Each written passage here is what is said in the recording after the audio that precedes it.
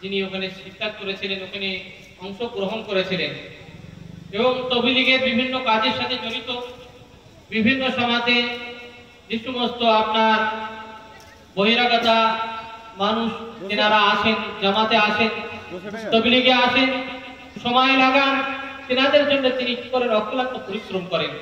সেই জন্য আপনাদের গ্রামেরই একজন সন্তান, কিন্তু আমি অনুরোধ করব, জনাব হযরত মাওলানা মিজানুর রহমান সাহেবকে অনুরোধ করব, তিনি তেনার বক্তব্যকে অল্প সময়ের মধ্যে শেষ করার জন্য অনুরোধ করব। আমাদের সময় বহুত কম, কারণ আরো ওলামারা রয়েছেন। তারপর জনাব হযরত মাওলানা মুফতি নাজমুল হক সাহেব পৌঁছে গেছেন, সেজন্য তিনি হযরত মাওলানা মিজানুর রহমান সাহেব দামাত বরকাতুহুকে আমি অনুরোধ করব তিনি তেনার বক্তব্যকে শুরু করার জন্য।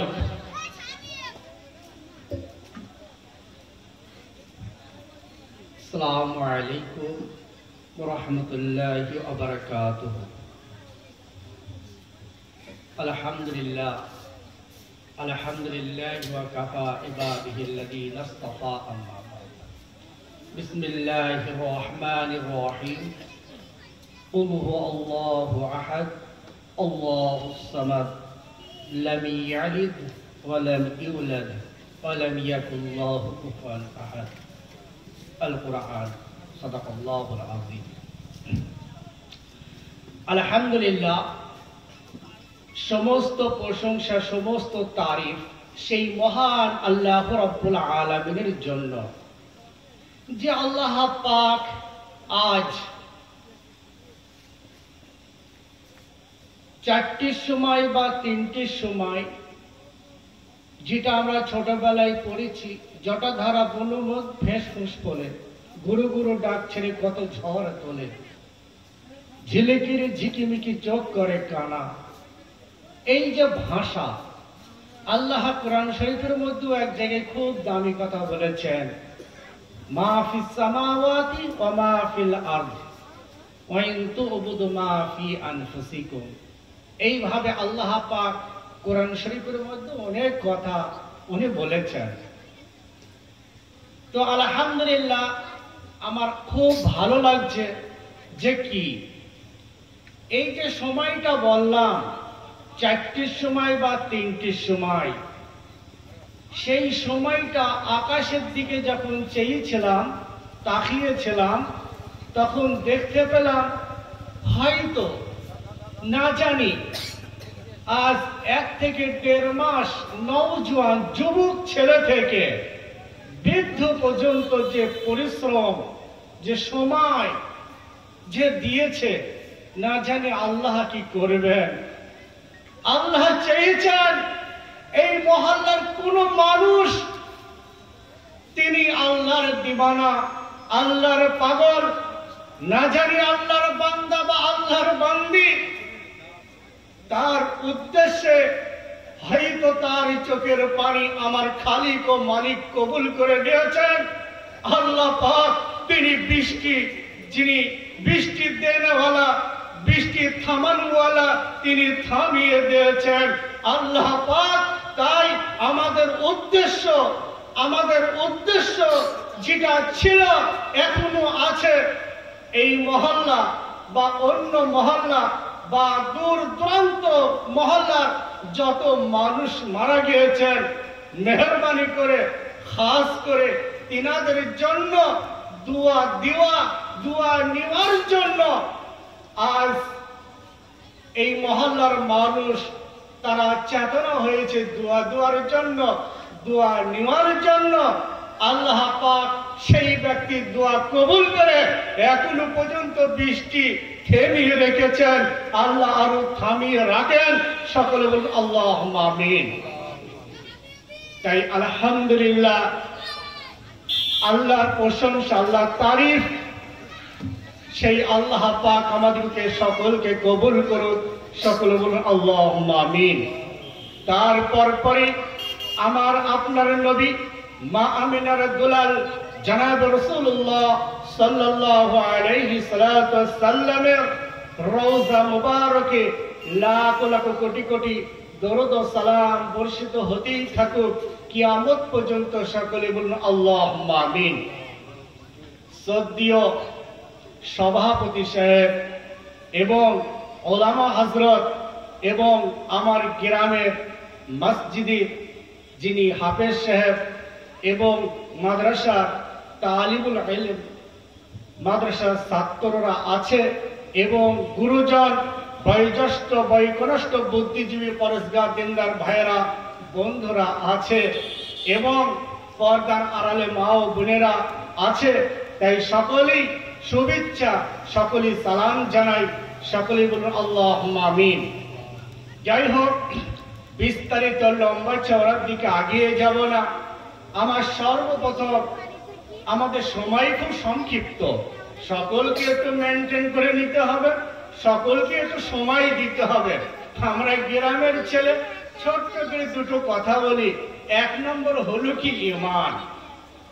ঈমান যারা আছে তাকে দূর দূরান্ত, তাকে সারা ইউরোপ, সারা পৃথিবী, সারা ওয়ার্ল্ডে একটা মেহনতের জন্য সে ছুটে বেড়ায়, তার নাম হলো ঈমান, তার নাম হলো ঈমান। আমার নবী, আপনার নবী, মা আমিনার দুলাল জনাব রাসূলুল্লাহ সাল্লাল্লাহু আলাইহি সাল্লাম যখন তিনার বয়স 40, আল্লাহর নবী তখন নবীয়ত প্রাপ্ত হলেন, নবী হলেন।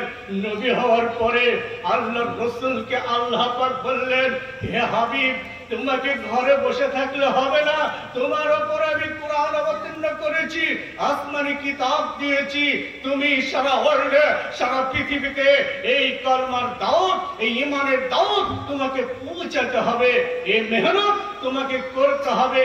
নবী জনাব রাসূলুল্লাহ সাল্লাল্লাহু আলাইহি সাল্লাম এই মেহনত করেছিলেন, বলুন সুবহানাল্লাহ।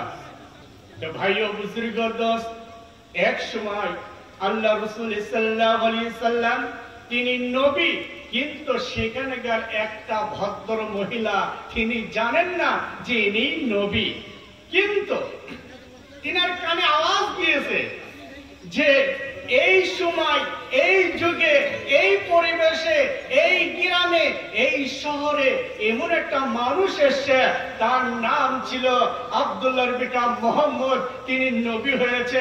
অর্থাৎ তিনি সকল মানুষকে এমন জিহ্বা দিয়ে এবং হোঁট দিয়ে, ঠোঁট দিয়ে এমন কথা বলছে, এমন বার্তা, এমন বাত বলছে, তার কথায় মানুষ আসর পেয়ে কলমা গ্রহণ করে নিচ্ছে, ইমানদার হয়ে যাচ্ছে।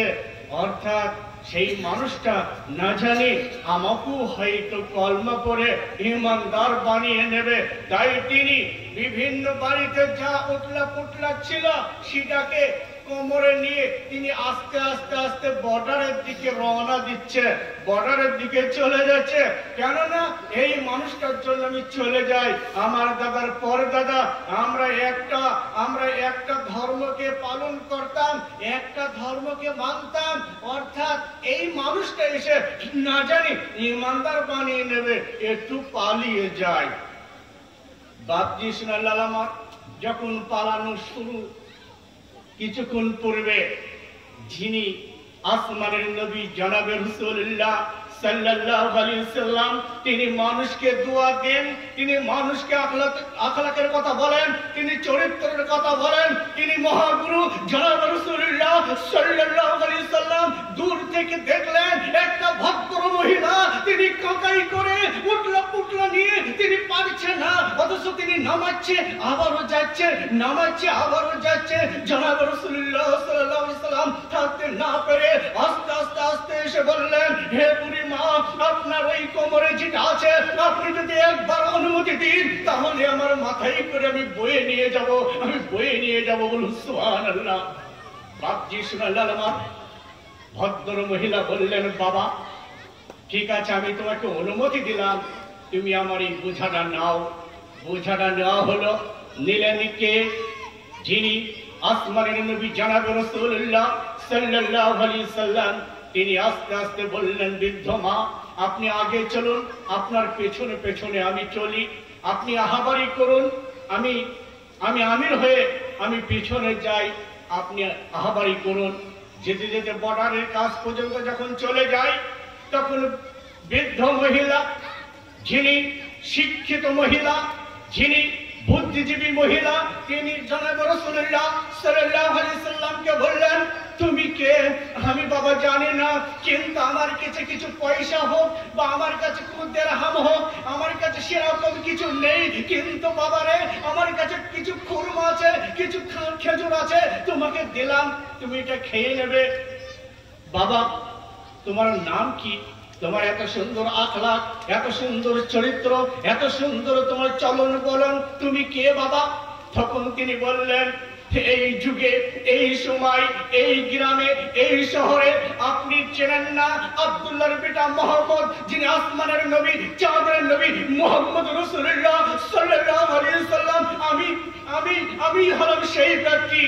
সঙ্গে সঙ্গে ভদ্র মহিলা আল্লাহ রাসূল সাল্লাল্লাহু আলাইহি সাল্লামের মুখ পেনে তাকিয়ে চোখ দুটো লাল হয়ে, চোখ দিয়ে যেন টপ টপ টপ করে পানি পড়ে বললেন, ইয়া রাসূলুল্লাহ, ইয়া হাবিবাল্লাহ, আমি আপনাকে চিনতে পারি নাই, আমি আপনাকে চিনতে পারি নাই, আপনার সঙ্গে বেয়াদবি করেছি, আপনার সঙ্গে বেয়াদবি করেছি, গুস্তাখি করেছি, ইয়া রাসূলুল্লাহ, আপনি আমাকে ক্ষমা করে দিন, আপনি আমাকে ক্ষমা করে দিন।